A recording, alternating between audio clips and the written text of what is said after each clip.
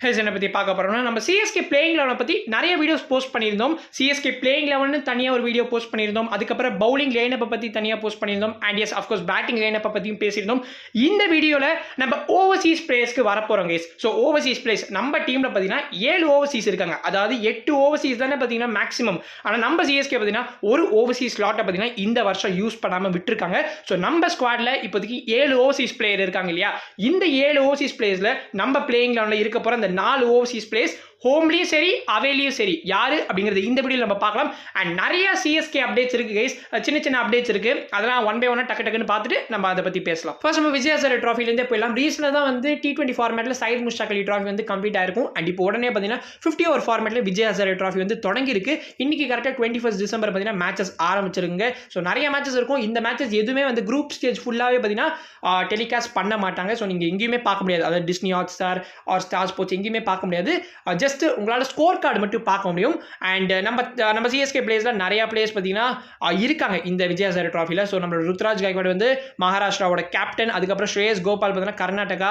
And நம்மளோட விஜய் சங்கர் தமிழ்நாடு உங்களுக்கு தெரியும். ராகுல் திரிபாதி மகாராஷ்டிரா, முகேஷ் சௌத்ரி மகாராஷ்டிரா, சிவம் டுபே மும்பை, கமலேஷ் நாகர்கோட்டி ராஜஸ்தான், ஆண்ட்ரி சித்தார்த் தமிழ்நாடு, தீபக் ஹுட்டா ராஜஸ்தான் அண்ட் ஷேக் ரஷீத் பெனா ஆந்திரா. ஸோ இதில் வந்து குர்ஜப்னீத் சிங் வந்து மிஸ் ஆறாரு. ஏன் அவர் வந்து தமிழ்நாடு ஸ்குவாட்ல செலக்ட் ஆகலன்னு எனக்கு தெரியல. மேபி அவர் வந்து ஓடிய ஃபார்மேட்ல வந்து ப்ளே பண்றது இல்லைன்னு நினைக்கிறேன். மேபி நீங்க தமிழ்நாடு கிரிக்கெட் அதிகமாக ஃபாலோ பண்றீங்கன்னா கண்டிப்பா கமெண்ட்ஸ் சொல்லுங்க ஏன் குர்ஜப்னீத் வந்து விஜய் ஹசாரே ட்ராஃபில வந்து ப்ளே பண்ணலன்னு. அண்ட் இப்போ வந்து ஜஸ்ட் நம்ம ருத்ராஜ் கைக்வாட் வந்து மகாராஷ்டிராக்காக அவரோட இன்னிங்ஸ் வந்து ஆரம்பிச்சிருந்தாரு. ஆரம்பிச்ச வேகத்திலே வந்து டக் அவுட்டுக்கு போயிட்டாரு. பிகாஸ் ஒரு ரன்னுக்கு அவுட்டே இருக்காரு. ஸோ மகாராஷ்டிராவுமே மேட்ச் ப்ளே பண்ணிட்டு இருக்காங்க. எல்லா டீம்ஸுமே ஆக்சுவலி ப்ளே பண்றாங்க. தமிழ்நாடு மட்டும் அவங்களோட கேம் அபண்டன்ட் ஆயிருக்கு. அண்ட் நம்மளோட சிவம் டுபே 6 மணி சிவம் டுபே பட்டை கலப்பிருக்காங்க. பாசிட்டிவான நியூஸ். நம்ம ருத்ராஜ் கைக்வாட பத்தி அப்புறமா பேசலாம். நான் அப்படியே கட் பண்ணிட்டேன். ருத்ராஜ் கைக்வாட பத்தி கண்டிப்பா நம்ம வந்து இன்னொரு தனி வீடியோல அவர் என்ன பண்ணிட்டு இருக்காரு, ஏன் பெர்ஃபார்மன்ஸ் ரொம்ப டிப் ஆயிட்டு இருக்கு அப்படிங்கறத பத்தி நம்ம பேசலாம். ஏன்னா ரீசென்ட் டைம்ல பார்த்தீங்கன்னா ஐ திங்க் சையத் முஷ்டாக் அலி ட்ராஃபில கூட I didn't see him scoring much. So அதனால அவரை பத்தி நம்ம தனியாகவே ஒரு வீடியோ போஸ்ட் பண்ணலாம். நம்ம சிவம் டுபேக்கு வந்தோம்னா அது செம பாசிட்டிவான நியூஸ் கைஸ். ஸோ 63 ரன்ஸ் அடிச்சிருக்காரு 36 பால்ஸ்ல. மனுஷன் அவரோட ஸ்ட்ரைக்கிங் எபிலிட்டியை கொஞ்சம் கூட குறைக்க மாட்டாரு. அது 50 ஓவர் ஃபார்மேட்டா இருந்தாலும் சரி 20 ஓவர்ஸா இருந்தாலும் சரி. ஸோ நமக்கு கிளியரான நியூஸ் தெரியல அவர் எப்படி என்ன மாதிரி ப்ளே பண்ணியிருக்காருன்னு. ஸோ நம்மளால பெருசா பேச முடியாது. பட் இருந்தாலும் அவரோட ஃபார்ம் வந்து நல்லா இருக்கு. அதை மட்டும் நீங்க தெரிஞ்சுக்கோங்க. இப்போ நான் சொல்ல போற நியூஸை பத்தி ஆக்சுவலா ஆல்ரெடி பேசியிருக்கணும். ஆனால் எனக்கு டைம் கிடைக்கல. நான் ஏதாவது ஒரு வீடியோ அட்லீஸ்ட் ஸ்னீக் இன் பண்ணி சொல்லிடலான்னு பார்த்தேன். ஆனால் என்னால் முடியல.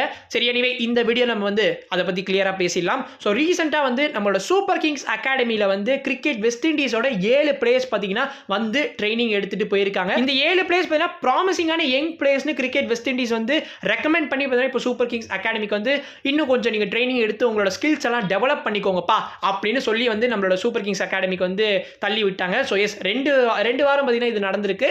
டிசம்பர் 1லேருந்து 14th வரைக்கும் பார்த்தீங்கன்னா இந்த ட்ரைனிங் செஷன்லாம் பார்த்தீங்கன்னா வெஸ்ட் இண்டீஸ் கிரிக்கெட் பிளேயர்ஸ்க்கு வந்து நம்மளோட சிஎஸ்கே அகாடமி வந்து கொடுத்துருக்காங்க. ஸோ இது எதுக்காகடா இப்போ நான் சொல்றேன்னு கேட்டீங்கன்னா, இப்போ அந்த 7 பிளேயர்ஸ் இருக்காங்க பார்த்தீங்களா, Kirk Mackenzie, Matthew Nandu, Kevin Wickham, Teddy Bishop, Joel Andrew, Jordan Johnson, Akeem Auguste. So இந்த அக்கீம் அகஸ்தே எனக்கு ஏதோ கேள்விப்பட்ட மாதிரி இருக்கு கைஸ். பட் எனிவே இந்த 7 பிளேயர்ஸுமே பார்த்தீங்கன்னா ஃபியூச்சரில் you can expect them in CSK. இவங்களோட பர்ஃபார்மன்ஸ் வந்து ரொம்ப நல்லா இருக்கிறதுனால தான் இப்போ வந்து கிரிக்கெட் வெஸ்ட் இண்டீஸ் வந்து இந்த 7 பிளேயர்ஸ் வந்து ட்ரைனிங் செஷனுக்காக அமைச்சிருந்தாங்க போல. அண்ட் கென்யாலேருந்து பார்த்தீங்கன்னா கன்பீஸ் கிரிக்கெட் டீமுமே பார்த்தீங்கன்னா நம்ம சென்னை சூப்பர் கிங்ஸ் அகாடமிக்கு பார்த்தீங்கன்னா ஹோல் ஆஃப் டிசம்பர், அதாவது இப்போ இன்னுமே பார்த்தீங்கன்னா அவங்க வந்து ட்ரைனிங் செஷனில் ஈடுபட்டு இருக்காங்க. கென்யாலேருந்து அவங்க வந்திருக்காங்க. இந்த மாதிரி ஓவர்சீஸ் கிரிக்கெட் வந்து சூப்பர் கிங்ஸ் அகாடமி வந்து ட்ரைனிங் கொடுக்கிறது இது முதல் டைம் கிடையாது. Already Rachin Ravindra and Ben Sears அவங்களோட ஸ்கில்ஸை டெவலப் பண்றதுக்காக இங்க சூப்பர் கிங்ஸ் அகாடமிக்கு ரீசெண்டா தான் வந்திருந்தாங்க. ஐ திங்க் நம்ம India versus New Zealand test series நடந்துச்சு பாத்தீங்களா, அதுக்கு முன்னாடி தான் வந்திருந்தாங்க. அண்ட் இங்க கேதர் பண்ண அந்த பிராக்டிஸ் அண்ட் எக்ஸ்பீரியன்ஸ் தான் வந்து ரச்சின் ரவீந்திராக்கு கண்டிப்பா ஹெல்ப் பண்ணுச்சுன்னு நினைக்கிறேன். பிகாஸ் அந்த டெஸ்ட் சீரிஸ்ல வந்து ரொம்ப நல்லா ப்ளே பண்ணியிருந்தாரு. ஸோ எஸ் இதாங்க இஸ் நியூஸ். அண்ட் நீங்க இதெல்லாம் பத்தி என்ன நினைக்கிறீங்க? இந்த மாதிரி நம்ம சூப்பர் கிங்ஸ் அகாடமியில வந்து நிறைய ஓவர்சீஸ் பிளேயர்ஸ்லாம் வந்து பார்ட்டிசிபேட் பண்ணி ட்ரைனிங் எடுக்கிறத பத்தி என்ன நினைக்கிறீங்கன்னு கண்டிப்பா கமெண்ட்ஸ் சொல்லுங்க. அண்ட் இப்போ வந்து the main topic நம்ம சிஎஸ்கே ஓட ஓவர்சீஸ் பிளேயர்ஸ்க்கு வரலாம். ஆக்சுவலி நிறைய ஃபேன்ஸுக்கு ஒரு சந்தேகம் இருக்கும், ஏன் சிஎஸ்கே வந்து 8 ஓவர்சீஸ் ஸ்லாட்ஸை வந்து ஃபில் பண்ணாம எதுக்கு 7ஓட முடிச்சுக்கிட்டாங்கன்னு. ஆக்சுவலி நம்மளுமே இதை பத்தி பேச வேண்டியதா இருந்தது. நான் எதுலையுமே பேசல. இன்னைக்கு நம்ம பார்த்துடலாம்.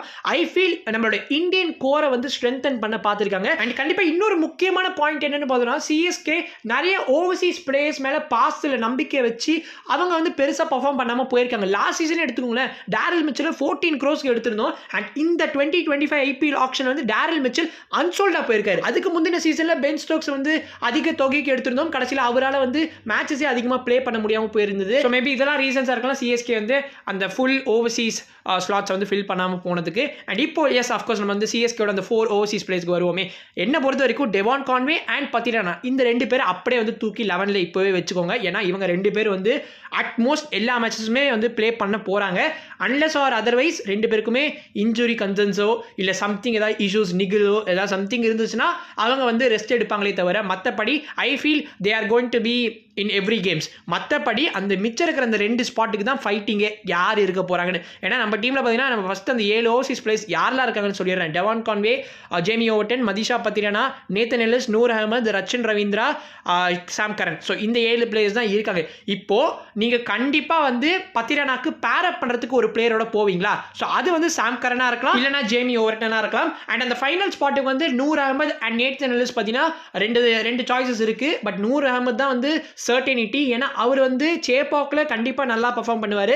அப்போ அஃப்கோர்ஸ் அவர் வந்து அவேலையுமே அவரோட தான் போவாங்க. அண்ட் சிஎஸ்கே வந்து அதிகமாக எக்ஸ்பெரிமெண்ட் பண்ண விரும்ப மாட்டாங்க. ஸோ வந்து ஒரே 11ஓட தான் மெயின்டைன் பண்ணணும்னு பார்ப்பாங்க. ஈவன் இஃப் யாராவது ஒருத்தர் வந்து சரியாக பண்ணலனாலுமே அவங்க வந்து அதே பிளேயரோட தான் போவாங்க.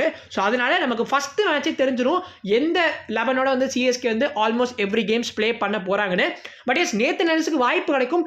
என்னை பொறுத்த வரைக்கும் அவரோட பிபிஎல் பெர்ஃபார்மன்ஸஸ் வந்து ரொம்பவே மேட்டர் பண்ணும். இன்கேஸ் பிபிஎல்ல வந்து ரொம்ப சூப்பராக வந்து ப்ளே பண்ணார்னா ஐ ஃபீல் அவருக்கு வந்து அந்த ஜேமி ஓவர்டன், சாம் கரன் 2 பிளேயர் சொல்லியிருப்பேன் பாருங்க ஒரு சாய்ஸா.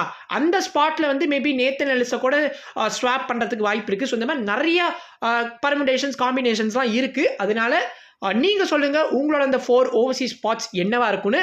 நம்ம நெக்ஸ்ட் வீடியோவில் சந்திக்கலாம். அது வரைக்கும் பீஷியஸ் பை.